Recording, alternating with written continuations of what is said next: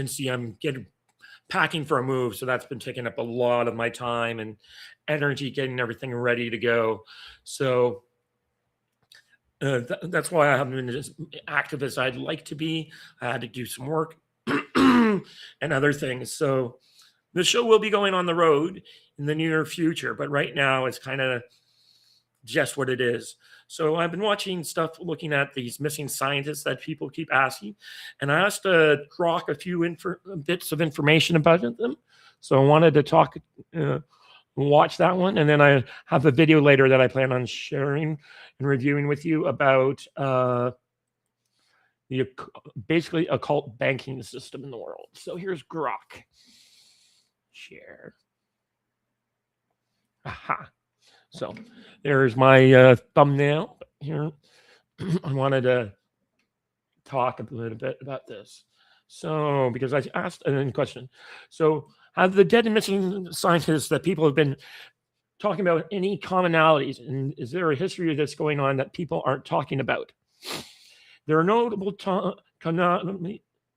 commonalities in the recent cluster of deaths and disappearances of U.S. scientists, researchers that have gone viral in early 2026, roughly 10 to 11 cases since 2022, most clustering 2023 and early 2026.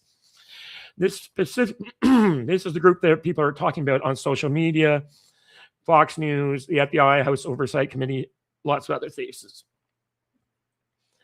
They share professional overlaps in sensitive, classified, or defense adjacent fields. One of my guests that we often have on, Richard Swank, actually worked with McCaskill, so I might actually bring him on at some point to talk about that. Particularly nuclear weapons components, aerospace propulsion rockets, space technology, NASA, JPL, Caltech, fusion plasma physics, astrophysics, with defense applications in advanced materials. They've been tied to the NASA Jet Propulsion Laboratory, Los Alamos National Laboratory, Air Force Research Laboratory, Kansas City National Security Campus, which has nuclear components, MIT Plasma Science and Fusion Centers, and Caltech. Disappearances often follow a pattern. Several vanished people were hiking or walking alone, leaving behind phones, wallets, keys, glasses, and other items. Monica Riza, the JPL aerospace engineer specializing in rocket materials, disappeared on a hike in Angeles National Forest, June 2025. While Major General William Neil McCaslin, former commandant of advanced propulsion programs, walked out of his New Mexico home in February 2026 with only a revolver. Similar for as Anthony Chavez and Melissa Cassius. Deaths mix explained and unclear. Some homicides with suspects arrested. Some of them have murder suspects. Geographic clustering. Heavy in New Mexico, where all the stuff is. Time and context, and involved commercialization of space defense tech, including ties noted to SpaceX and Blue Origin programs in some reports. Now, if you've seen all these people say it has to do with anti-grav technology. Okay. These overlaps have prompted the probes, but I wanted to know if there's anything similar that's happened in the past. 2001 to 2002. A bunch of microbiologists died. Shortly after 9/11 and the anthrax attack, 9 to 12 prominent microbiologists and virologists, experts in bioweapons, infectious diseases, or related vaccines died in suspicious ways, murdered, apparent suicides, and accidents over a few months. Examples include Robert Schwartz, the DNA sequencing pioneer, stabbed. Vladimir Kurshinov, had his head bashed in, and others. Speculation tied in to silencing biowarfare knowledge much means unexplained or attributed to coincidence. I'll maybe ask more about that. In the 1980s, UK GEC Marconi scientist death. 20 to 30 British defense engineers and scientists working on classified projects tied to Star Wars died mysteriously between 1982 and 1990. Many ruled suicides or accidents and fueled conspiracy theories about espionage or suppression. Well, that's what we do around here. Assassinations of Iranian nuclear scientists. Well, that one was kind of obvious. Like we know who was responsible for all of that, and that's Mossad. So that one we have the explanation on. There's also a broader pattern of Cold War era defections, murders of Soviet scientists, occasional claims in biotech vaccine research. So 50 to 100 plus dead scientists between the 1990s and the 2010s. And lab biosecurity accidents, incidents. Well, that's how we got COVID. And of course, anti-gravity and free energy. All these things often involve classified research, bioweapons, nuclear, aerospace, air defense, where expertise is rare and silently someone could theoretically protect secrets or programs. However, large-scale lists circulating online are frequently criticized as hacked. Oh, yeah. Selecting cases to fit a narrative while ignoring normal mortality in high-stress fields. Yeah, that's my other thing. It's is this just a fragment of the job? I was just watching Jimmy Dore, and he was talking about this, and he said, this is one of the few times you want to say, I'm glad I'm not a rocket scientist. The current cases share clear professional and circumstantial threads that justify the ongoing federal review. Similar patterns have appeared before in secretive scientific domains, sometimes with proven assassinations, often with mundane explanations. Yeah, so some say it's like big corporations trying to suppress and break through technology that can make them obsolete. However, I know for a fact that when the Dean drive was announced, which was a reactionist drive, Boeing offered the guy $1 million to see for the demonstration of the technology. You had to demonstrate that he could do it, and refused to take any show anyone until he paid. So that one always struck me as a bit of an if.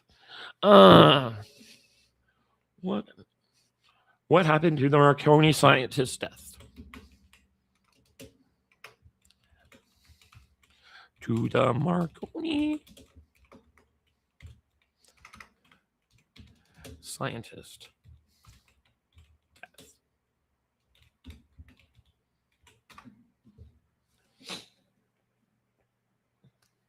Just let Rock think for a few minutes, and then we'll go review the video, and then I can get back to packing.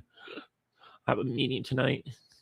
So there we go. Where did my Rock go? Here we go.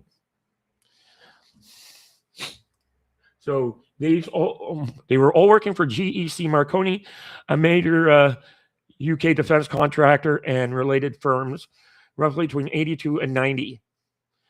25 individuals. Many were linked to classified projects like the Stingray torpedo and contributions to the U.S. Strategic Defense Initiative. So this could be all Soviets wanting to slow down the thing. A notable spike happened in 1986 through 88, with several deaths in quick succession that drew media attention to parliamentary questions. Many deaths were officially ruled as suicides, accidents, or undetermined.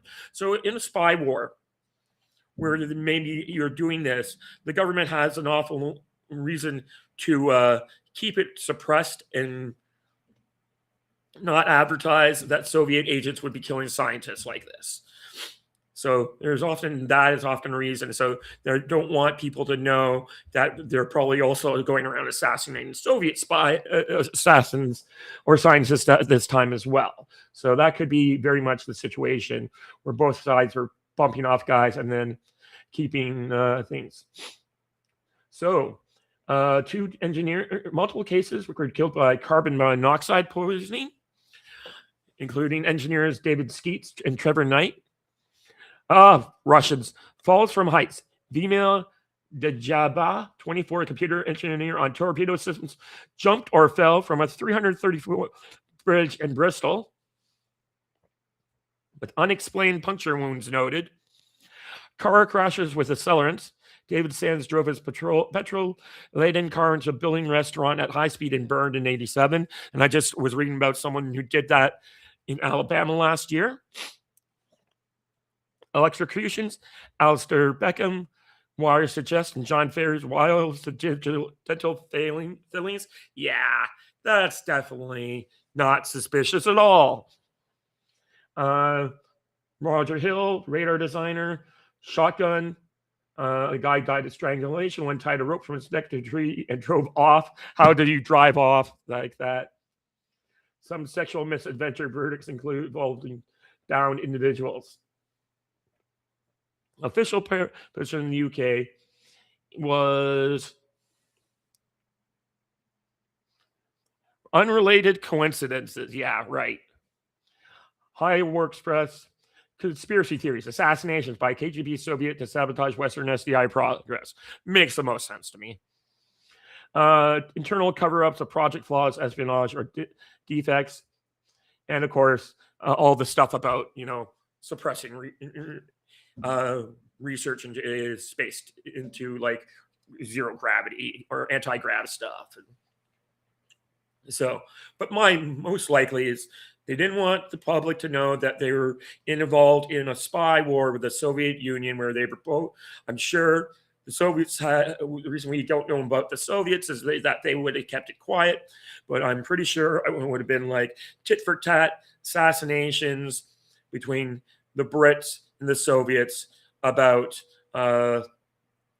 scientists or other individuals involved in this so-called spy war, and that I'm just postulating would have happened to slow down the SDI work.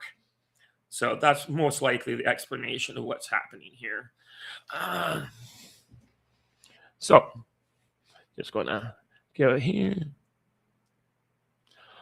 Oh, yeah. And of course, there's the whole thing with the SPLC coming down. 2019, the leadership team of the SPLC was fired for being a bunch of misogynists and sexually making Eric Swalwell look like a choir boy. And they have, why does an organization like this have $700 million sitting in a bank in the Caymans? Very suspicious organization. Definitely involved in a lot of stuff that is going on. And that is the target. The federal government's going after their money. So if they're broke, they won't be able to do all this stuff that they've been doing. So criminally, they'll start up another company somewhere else, sure. But, we'll see how many people go to jail on this one. It's the company that's charged, not the individual. So it's weird on that score. But I normally do a bit more prep than this, but I'll close Grok. And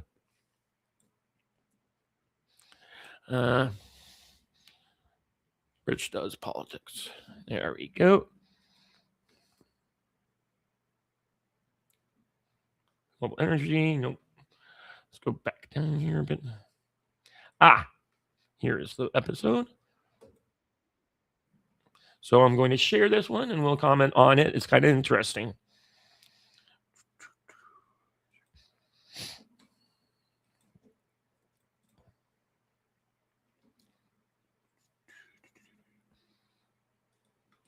April the 8th. We have a ceasefire, a 2-week ceasefire in Iran, but war is raging in the Middle East anyway. Is this the emergence of a new crusade, a war between the Christian West and the Muslim East?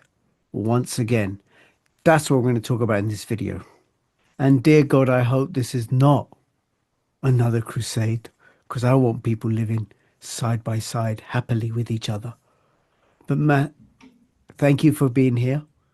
Do we have the emergence of a new crusade? I too would very much like humanity living side by side in respectful of each other's differences and still valuing each other's goodness and collaborating in all these good things. But the danger of the new crusade is, I think, something that is too easily overlooked. And I think the nature of what the crusade even was in the first place is highly misunderstood by. Yeah, I first really watched the Crusades.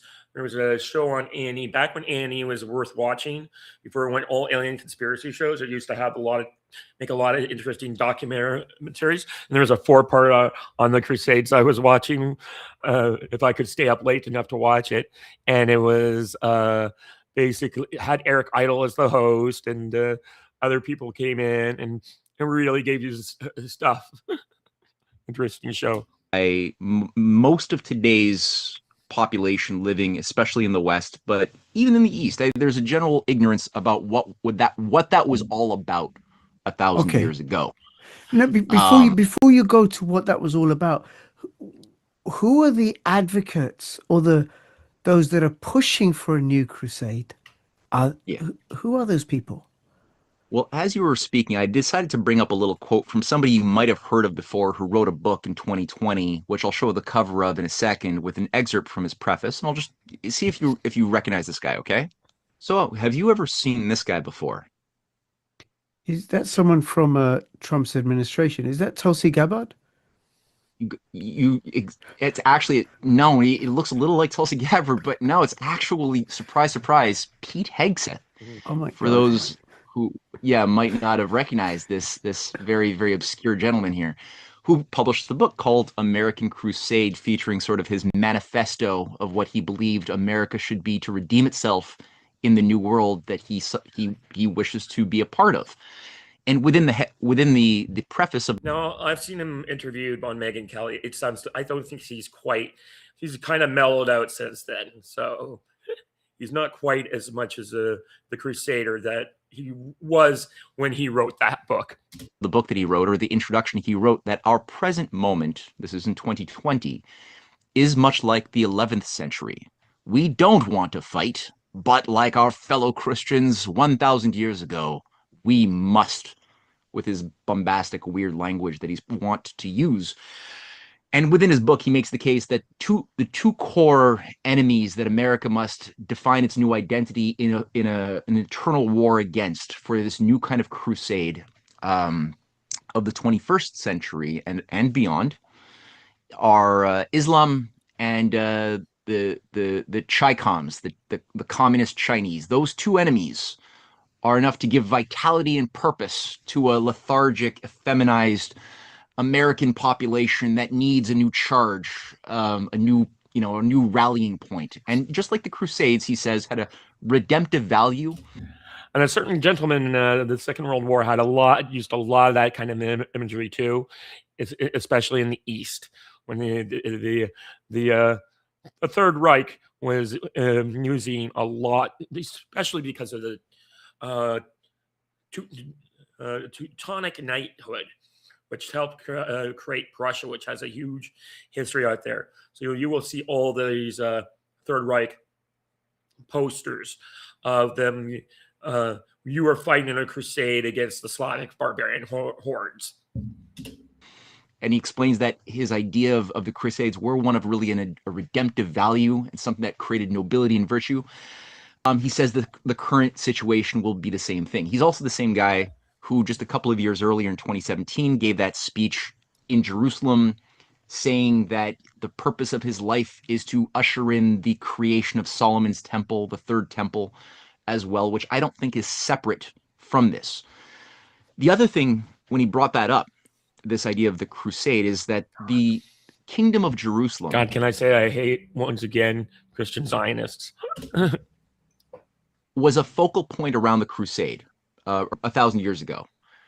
Now, this is an image I have from a broader presentation I delivered earlier this week on the followers of Aleister Crowley and their influence in the 20th century. On the right-hand side there is Pete Hegseth, featuring, unfortunately, a shirtless Pete Hegseth, where he's showcasing this Templar tattoo that he had put on his chest in celebration of the Kingdom of Jerusalem, the Christian kingdom that existed from about 1098 AD up until, or Common Era, whatever you want to say it if you're ecumenical, to about 1291 at the Battle of Acre, when the Kingdom of Jerusalem fell to the army of Saladin. And there have been many voices who have come out of the woodworks, including Steve Bannon, who is a Jesuit-trained figure from also. That explains a lot. Bannon being a Jesuit, that explains a lot. Well, there's many leading figures. Alex Jones has also early on entertained publicly the idea that it would be a good idea for the Kingdom of Jerusalem to be restored in order to solve the problem of Jews and Muslims living and fighting inside of the Middle East. And, instead of a two-state solution, Jones basically called for early on in after October the 7th of 2023, the restoration of the Kingdom of Jerusalem. Again, so did Bannon. He called it the three-state solution. And the idea of reviving the headquarters of the Templars, which were, of course, a Gnostic order which managed most of that kingdom, most of that time, as well as international banking, was run by the Order of the Knights Templar, a Gnostic, Mithraic warrior, male-only knighthood created just a couple of years, 20 years after the Crusade began, along with another order called the Hospitallers. They were created in order to manage what became a new norm of. By the way, the Vatican spends a lot of time with with the Inquisition, rooting out Gnosticism as a heresy. So permanent violence, of perpetual interreligious conflict forever, as a way to just, on the one hand, reduce the population, the overpopulation of Europe, which had grown quite a bit, and which many oligarchs who planned the Crusades were also obsessing needed to be culled as an overpopulation problem, including too many nobles, too many princes that all had territorial aims. Many of them were disposed of in the first Crusade, which involved the I would say almost a sacrifice of 40,000 of the first wave of crusaders sent down with their peasants into the Middle East, and just got completely massacred. Everybody died. And then the second wave was more successful, which restored the kingdom. And I think that ambition, oh yeah, that was my point I didn't say just quickly before I'll give it back to you, is that the Templars, when they were created by Bernard de Clairvaux, when they were organized by Clairvaux and a grouping of 9 elite Norman, they were basically Norman feudal former Vikings, who I think were always still Viking at heart, but masquerading as Christian, who set up the Templars. They made their headquarters under Solomon's temple, which they had a certain eschatological idea that this temple had to be built in order to usher in this millennialist Armageddon-like age outlined by the book of Revelation. So that was part of this basically, they were Christian Zionists before Christian Zionism. Never thought about it that way before. Strategy behind the Crusade was to actualize and invoke, in almost like a demonological ritual, the Antichrist, and purge mankind of our bad habits, our bad traditions, our lethargy that we occurred when we suffered through too much peace, too much stability, that made us weak and soft, which had to be cleansed. So that's part of the idea, I think, as well, that I'm seeing revived by people who are properly disgusted by the left woke extremism of, boys becoming girls in school, and ideological trans activists taking control of education and everything else, and cultural institutions in the West.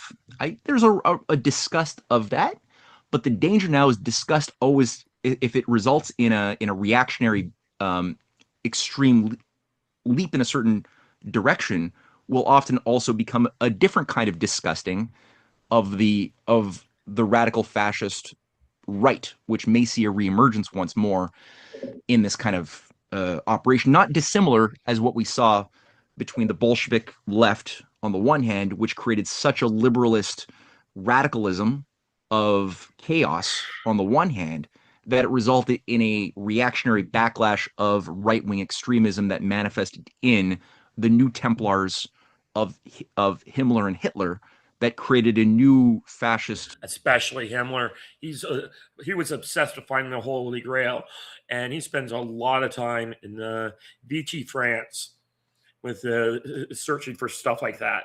So he's the real guy when it comes down to it. To Hitler, it was all just kind of propaganda, but he was convinced that he thought the Waffen SS was a recreation of the Knights Templar.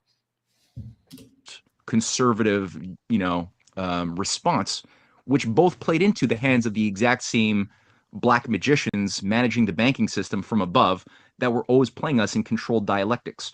So I'm seeing sort of the stage being dangerously set for something similar today that idiots like Hegseth do seem to play into. Mm-hmm. Bloody hell. Mm-hmm. Who are the Templars? Where did they come from? The Knights Templar. What's their deal? The Templars are a special project created by Benedictine Grand Strategist, a radical Benedictine who became... So, okay, to answer that question, you first have to know that there were two orders, chivalric orders, that had an inner esoteric structure. One called the Hospitallers, or the Order of the Knights of St. John of Jerusalem in 1098. And okay, they're Also, both out of Jerusalem? No, it's called the Order of the Knights of St. John of Jerusalem. It was created in Europe by Gerard of Sasso, who was a Benedictine Grand Strategist from Amalfi. Where in Europe? Italy, France, England? So if you look at the city-state of Amalfi is a rival, often collaborator of the city-state of Venice and Genoa. Right. So those are the core areas, these three city-states, that were the heirs of the Western Roman Empire. Some of those leading patricians remained in Rome. Other ones migrated after the Visigoths began to come in and remove and take down the Western Roman Empire. Many of them migrated to Venice to rebuild their empire under a slightly different form. Also Genoa as well as Amalfi. Yeah, so Venezia, I think I'm probably mistranslating it.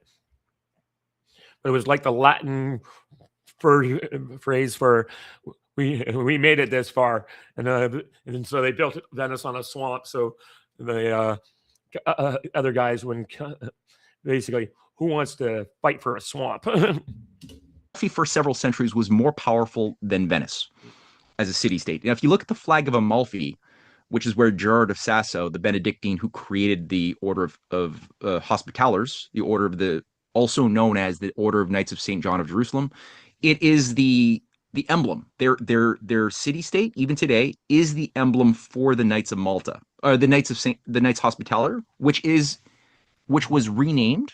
Some of these things, they change their names, which gets confusing for some people at first. But when you realize that it's the same thing with just different brandings, it becomes easier. Right. In 1530, they changed their name to the Knights Templar. Sorry, scratch that. To the Knights Malta, when they made their headquarters on Malta, and they became the Sovereign Military Order of Malta. Before that, they were known as the Sovereign Military Order of the Knights of St. John of Jerusalem, right? Big names.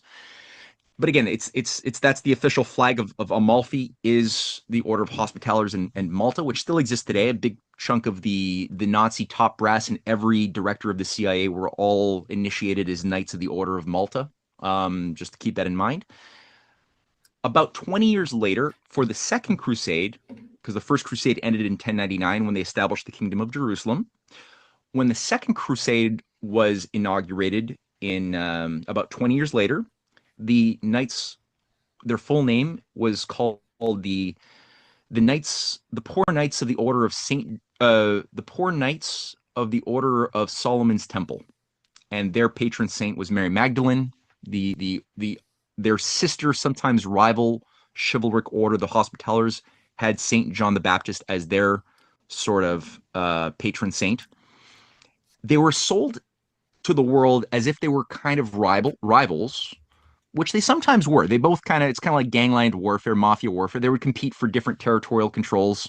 Sometimes, one side, like the Hospitallers, would ally with Genoa, whereas the Templars would typically ally with Venice. And so you had things like the the Venetian Genoa Wars that saw that kind of Templar Hospitaller sort of, allegiances. But both sides were evil, and they were often also very much happy to collaborate as well, where it met both of their objectives to keep the Crusades going or to co-assassinate each other's enemies. So, and when the Templars were eventually taken down in 1307, or no, 1308, when the last official Grand Master, Jacques de Molay, was tricked into coming to France at the invitation of Philip le Bel. A trap was set. He didn't realize that he walked into. He thought he was... Yeah, so I just looked up Grok, and it seems like they get almost every CIA director. Some were confirmed members, both the two founders, and then you get honorary status because it's a Roman Catholic order, and there's a lot of Anglicans in the Episcopalians and other denominations, CIA directors. But it does seem once you get the job, as a reward for service, they're giving you an honorary membership. So that's what happens there.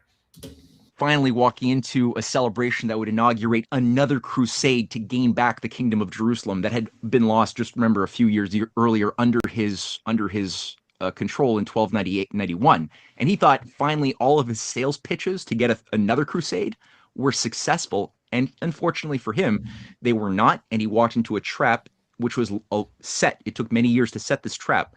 And all of his leading masters were also arrested with him. And trials were begun that involved whistleblowers from the Order of Templar, who basically revealed that the initiatory ceremonies and rites that they had to go through to become a Templar Knight, which again, as I mentioned, they controlled all of the banking. Modern banking comes from the Order of Templars, right? They controlled all banking of Europe, all of the core ports, the very even piracy as we know it that emerged in that form in the Middle Ages also was the caused by the Order of Templars. They were arrested. Their assets were confiscated. And I didn't mention, so what these whistleblowers revealed, including many agents who were sent in by Philip le Bel to go in and see with their own eyes what was going on the inside of this very secretive order. They found that there was a worshipping of Baphomet.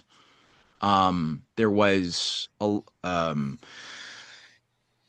very, very perverse rituals that involved pledging to only gratify sexual needs through other Templars who would also, so basically you had this Theban-like, male-only, homoerotic warrior kind of setup as part of their organizational structure. There was you had to basically reject Christ 3 times. You had to piss on the cross. You had to do a variety of things that would help prove that you were... I can tell you, I'm going through my baptism, I've seen one recently. You're basically pledging to join Christ. So when you doing those blasphemous acts would be like undoing your thing. Actually loyal to something that wasn't really... That Christianity would simply be a surface appearance thing. Okay, this doesn't make sense. These people, these crusaders who want to restore Christianity to the Holy Lands, they're worshipping Baphomet? Yeah. Oh, not all of them. See, that's the thing, is that the Baphomet, by a degree of initiation... Yeah, well, I'll just read to you who Baphomet is. The name Baphomet first appeared in the early 14th century during the trials of the Knights Templar. Philip IV France accused the order of heresy. He did owe them a ton of money. There's a lot. So there is that. That's the main narrative, is that he destroyed it. And some of the knights did escape to Portugal, but that happened. Worshipping an idol head called Baphomet. Historians generally view these confessions as distracted under torture and likely fabricated, though Ahrens has a different viewpoint. Name is widely believed to be a corruption of Mahomet or Mohammed, reflecting accusations that Templars had adopted Islamic or heretical ideas during the Crusades. Very possible. Earlier mentions, e.g. a 1098 Crusader letter, also linked to Mahomet. The general consensus that if you're not doing a conspiracy, it was just because Philip owed them a ton of money and he wanted to break up the banking monopoly. Now, the goat-headed image emerged in 1854 to 56. He has a goat head, hermaphroditic body, wings, pentagram on forehead, torch between horns, arms with a salve. Yeah. Later associated with Satanism.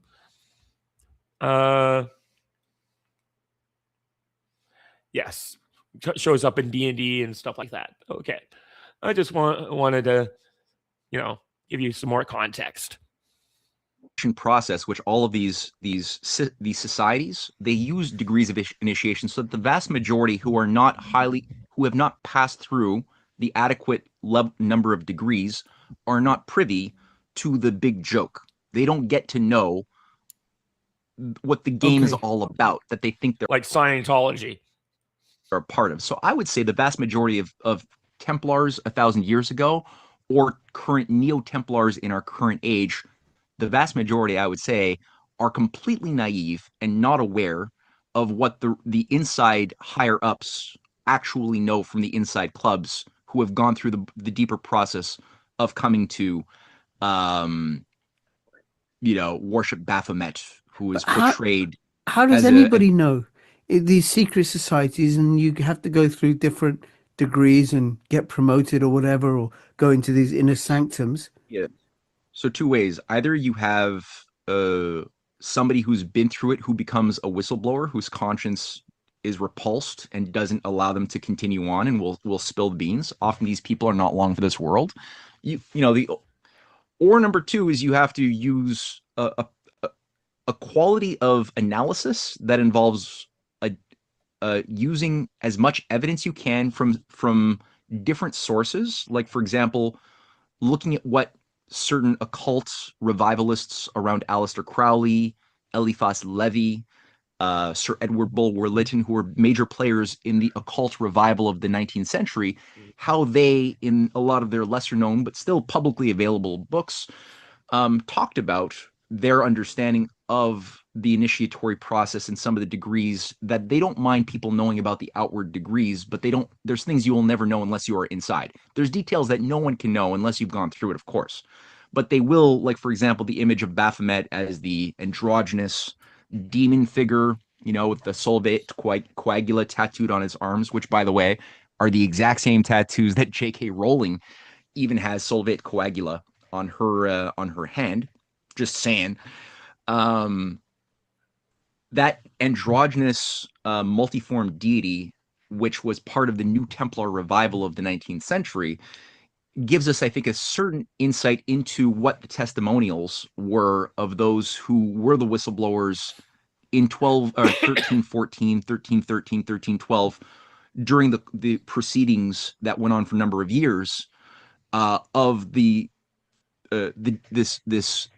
Baphomet thing that was worshipped. Now, in the case of the original Baphomet, it was more of a severed head that had mystical, supernatural attributes to it. It wasn't the deity that was popularized in the 19th century and beyond, which the Church of Satan still uses as their emblem. The followers of Aleister Crowley and Anton LaVey still use that, and that was what was unveiled actually at the Arkansas State Legislature just a couple of years ago, and which is sort of like an organizing symbol for modern Satanists. But still, in principle, it seems to be very similar. And it also involved things like mass pedophilia, the disappearance and abduction of children. We know that, for example, the Templars and Hospitallers both played a direct role in the infamous Children's Crusade of 1209. Oh, God. The Children's Crusade, have you heard about the Children's Crusade? I remember reading about it at school, and thinking it was a innocent thing where these children were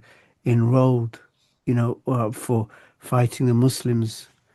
But Yeah. now, you know, many years later, as a social worker and knowing about child trafficking, I have a very different take on it. Hadn't Yeah. even thought about it until you mentioned it now. Yep.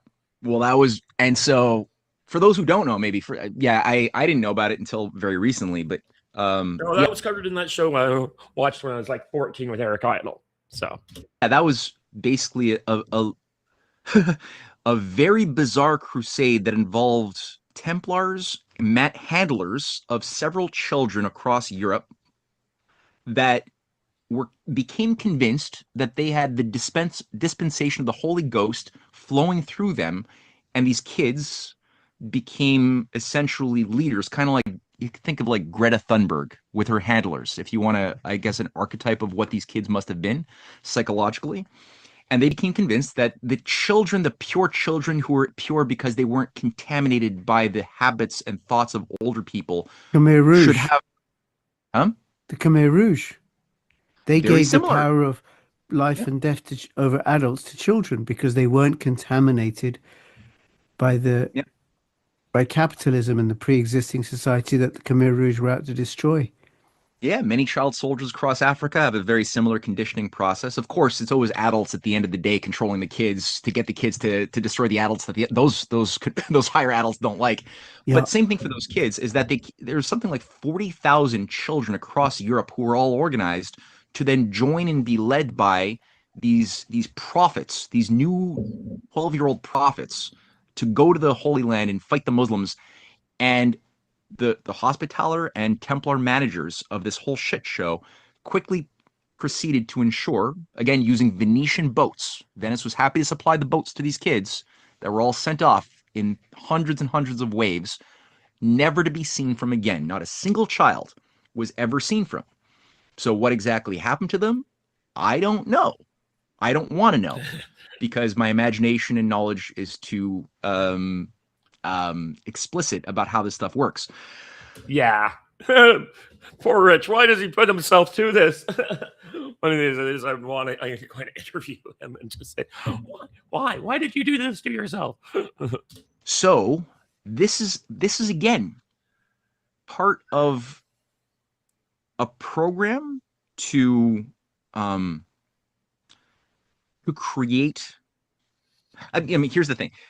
The crusades that this disgusting type of behavior were a part of, I don't think were ever supposed to end. I think they were supposed to be the permanent way of being of a society at eternal war with enemy images that would always be organized, kind of like an Orwellian kind of template. If people read 1984, right? You're always at war either with East Asia or Eurasia and Oceania.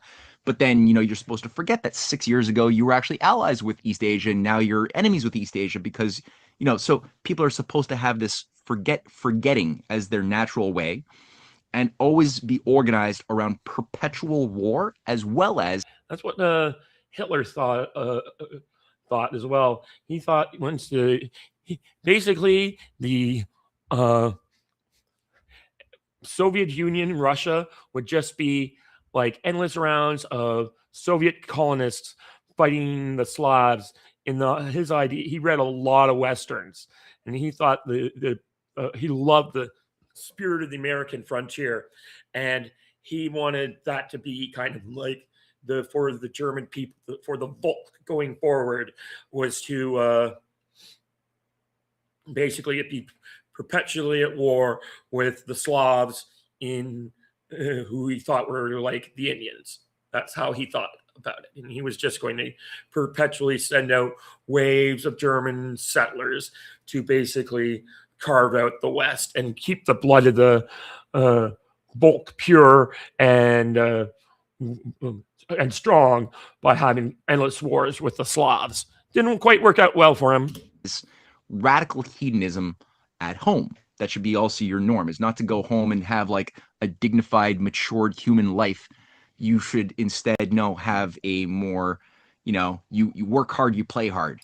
You go, you do battle, you come home, you get your rocks off and you go and do it again. And that creates a big schism, a breaking of people. We saw it In the case of the Iraq War, we saw how many soldiers were destroyed emotionally and psychologically through the Vietnam War, by this type of thing. If you just keep going back for more tours of duties, also involves drugs. And I would say also another aspect of this is that the Knights Hospitaller, the sister order that absorbed most of the banking apparatus of the Knights Templar, once the Templars were taken down, their assets were moved over to the Knights Hospitaller, aka the Knights Malta later. They controlled also many of the the sacred psychedelics. So you had things like, for example, the Order of Saint Antonin as a branch of the Hospitallers. The Order of Saint Antonin got the name in the Middle Ages for being the experts on treating Saint Anthony's fire. What is Saint Anthony's fire? This was a mass hysteria caused and mass hallucinogenic hysteria that would sweep across Europe periodically, caused by certain ergot. So, like a fungus that would grow in wheat, and when infused into the food supply, would result in mass hallucinogenic fits, feeling like in many cases you're on fire, like your skin is crawling. Images of angels and demons would flash across people's eyes, and the Order of Saint Anthony would be uniquely mandated to manage all of these cases, these symptoms. It's been discovered more recently by Albert Hofmann, the doctor who worked at Sandoz Labs, funded by British intelligence in the 1930s and 40s, who created LSD 25, lysergic acid dithylamide 25, which is LSD. LSD comes from his explorations of ergot because he was fascinated about the stories of what is it in this. Yeah, they've often got in this ergot would get into wine, because everyone back in the day drank wine because they couldn't trust like some sort of fortified wine. So also everyone's in a constant state of minor inebriation because you couldn't trust the water supply. This fungus that grows on wheat that caused all of these stories of hallucinations, so this is LSD basically. And this is also used as sacred concoctions for mystery cults, mystery schools, including the Templars, it seems, that would utilize a mixture of drugs for their rites of passage to create altered states, to create disassociative states, to help prepare the initiate to move into a higher degree. Like, how do you get somebody to do something like sacrifice a child or do something completely unnatural and horrendous to a normal sensitive soul? It helps to have these dissociative identities that can be broken away from our former identity that had conscience, that had reason. So part of the psychedelic aspect facilitates that, which again, these orders were very much on top of, and had a direct continuity, as I prove in my book series. You could trace out a direct continuity from the Benedictines and those grand strategists, which emerged in 530 AD. So 530 was when the Benedictines were created. 1098 is when the Cistercians, as a more radical version of the Benedictines, were created. That created the order of Templars. To the cults of Isis, of Mithra, of Cybele and Attis that had managed the ancient Roman imperium gods. So those mystery cults, they didn't fully disappear when Rome went Christian. They went underground and they reemerged in several different nominally Christian, also some Muslim, also some Jewish packages in the ensuing centuries after they went underground in Rome. And so that's important to sort of help zero in on what the Crusades were about, why it was about, like why did it happen, and also how did these movements, these orders, as I mentioned, they didn't disappear either. Some were simply given new names. They were relocated. Other ones went underground. So even though they were disbanded in 1314 with the burning of Jacques de Molay, who was, in my assessment, a witch, and many Many occultists today who take pride in their connection to the Templars are very adamant and proud that the Templars were the first modern witches who organized Diana cults, which is basically like ISIS cults all across Europe.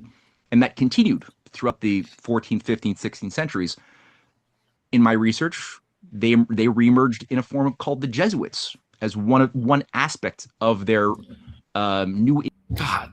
So I got to find a good doc on the Jesuits to learn about them, because they are so weird. Incarnations in the 1530s. Okay. So you got these different aspects that you have to keep in mind, which you could then trace and build an understanding over by researching and following through on these threads, how this impacts the creation of Darbyism, the creation of premillennial dispensationalism and Zionism per se in the 19th century. You can do that. And then you could see how what they create, what policies they engage in directly play into outcomes which are desirous of eschatologically obsessed social engineers that were also active 1,000 years ago. So you could do that exercise. Okay. Bloody hell. Yeah, I'm sorry, man. That was a lot. I know. I didn't think I was No, going to no, no, go no, off no. track, This but is not a that's- yeah. complaint. Not a Yeah. complaint. What I'm getting is how Okay. human society evolves Mm. slowly over time, as conversations develop and change and develop and change and develop and change, and that we get shaped by them, and we get shaped by what these people, with these protagonists, these discourses, what they set up, and that we now live in a world created by them. And I'd love to have a conversation with you about the Jesuits, take it on to the next step, but we're not going to do that now. I do have a quick question for you, which is, I'm sure you'll have seen the painting about King Charles, where if you mirror it and turn it upside down, it's a painting of Baphomet. That's not an accident. I don't think that that's an accident, no. Yeah. So why? Yeah, that's been kind of my theory. Is they gain their power, or don't know if it works or not, by doing things in plain sight. That's whatever their influence, whatever they do, they're not. Whenever they can insert it into the zeitgeist, they will do so. It's I'm convinced they think it gives them their power and influence and capability. I don't know. That's kind of been my theory. I've said it a few times here, but that's why I think why we keep seeing all this weird imagery, is that they think it gives them power, and maybe it does. I don't know. I believe that demons are real. Okay. The King Charles painting has a picture of Baphomet. Very quickly. One of the incarnations of, or reincarnations of, the Order of Templars. So some of them went, and I'll be quick about this, but there were two branches set up in Portugal and Spain in 1319. One important branch that was set up in England in 1348 by Edward III and the Black Prince was called the Order of the Garter. And that was an order that was set up the same year that the initiation of the bank collapse that brought in the Little Dark Age, the 13th century or the 14th century Dark Age, that saw millions, tens of millions of people die across Europe. That was initiated by a bank collapse that Edward III initiated by his default on loans or debts that he'd owed to the Bardi and Peruzzi banking houses. 1348 was the year. That was also the year that he announced the creation of his Order of the Garter, which today is the highest chivalric order existent in England. And it was then. That was supposed to be his personal companions. So that was the Garter. I'm actually a descendant of the Plantagenets. My mother did the 23andMe test, and turns out we're related to Richard III's second wife, I believe. So, and of course, all this, he was very demonized, but maybe he wasn't quite as evil as he is portrayed. but the play is excellent. I do recommend it. Which only allows a maximum of 24 members at any given time, of which the king, the presiding monarch, is the head of by default. It is and also what unleashed the 100 Years' War. I see it now as a crusade to take back France, where he believed he was the rightful heir of France, because he was the grandson of Philip le Bel, Philip IV, that took down the Templars, and because Philip le Bel was this British king's grandfather, he was like, well, France is thus mine. I have a rightful claim, and let's go to war. Let's go to crusade. And that 100 Years' War was, again, a massive population control. It was a psycho-spiritual shock therapy. And I think that it was overseen by this new Templar order of the Order of the Garter, which, again, has a whole story to it. King Charles is the head of that. So is Tony Blair, actually, is one of the few members of this world who is a member of the Order of the Garter. Yeah, and you know what? Prince Philip hated Tony Blair so much that Tony Blair only got to be in the Knights of the Garter after Philip died. It was kind of like, that's what happened there. Like, all these people who crap on Prince Philip and man was a living god to a cargo cult. But his willingness to keep Tony Blair out. And another story I once heard about him, he was very hostile to windmills. And apparently he was sitting at dinner with some green tech billionaire who was building windmills in England, and the guys, Prince Philip, started complaining about windmills, and the guy says, no, we could put one in Buckingham Palace if you want. They're so great. And Philip's like, over my dead body will there ever be a windmill on any royal land? So I hear these stories, and then people say he wanted to come back as a plague or something like that. So I don't know. I think there's a lot of weird stories about that. Garter, who's plays a special role on the Board of Peace, on the executive board, which doesn't make me happy. So it's interesting when you look at things with this weird. You put on the weird glasses, and a certain, if you do it responsibly enough, and I'm trying to do it responsibly because it's easy to go off the rails. Yeah. In this world, right? But I'm trying to keep it on a rigorous level, and then a much bigger tapestry emerges in our ability to analyze current events that I think is important, and we're doing ourselves a disservice. Those out there who might want to ignore the occult, ignore all of these things, and just look at the practical mechanisms of geopolitics or geoeconomics, I think they're missing out. Or just look at the superficial stuff, get taken in by what's on the surface, and not dig deep. Which is why the work you do is so bloody valuable. The books and people want to find out about their books, they go to your web, Renegade Patriot. Close. Yeah, it's close. It's for renegades, I guess you could say. Maybe it's CanadianPatriot.org. CanadianPatriot.org. Yeah, and here's now I just asked Grok about that, and Grok came back and said, "Yeah, it looks like he was evidence of darker intentions. It was framed as a hyperbolic expression of his frustration with overpopulation's environmental impact, not a literal policy suggestion." Prince Philip was known for provocative statements. Oh my God, I should do a top 10 of top 10 Prince Philip ridiculous quotes.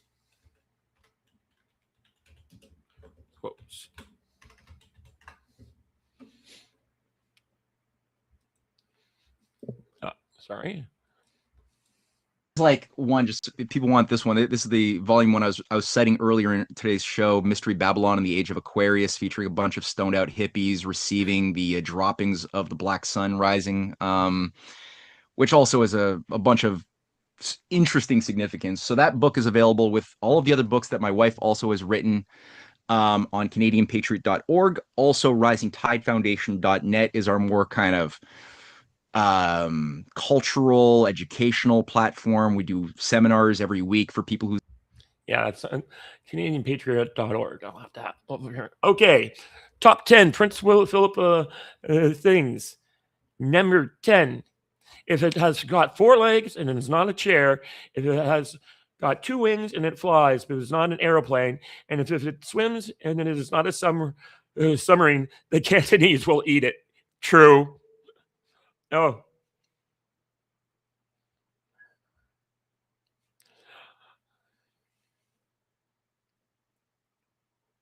Okay. Honorable mentions. Telling deaf children near a steel band deaf. If you're near there, no wonder you're deaf. You look like you're ready for bed to the president of Nigeria in traditional dress and calling Beijing ghastly. Oh, 1984. After accepting a gift from a Kenyan woman in 1984, you are a woman, aren't you? to an still throwing spears to an Australian Aboriginal man during a 2002 visit. It looks as if it was put in by an Indian, commenting on a fuse box in a Scottish factory in 1999.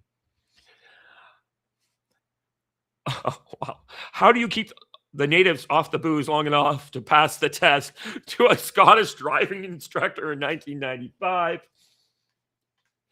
I declare this thing, number 5, I declare this thing open, whatever it is, opening a new facility in Canada, 1969. Declare this thing open, whatever it is. Number 4, what do you gargle with? Pebbles? To singer Tom Jones after a 1969 Royal Variety performance.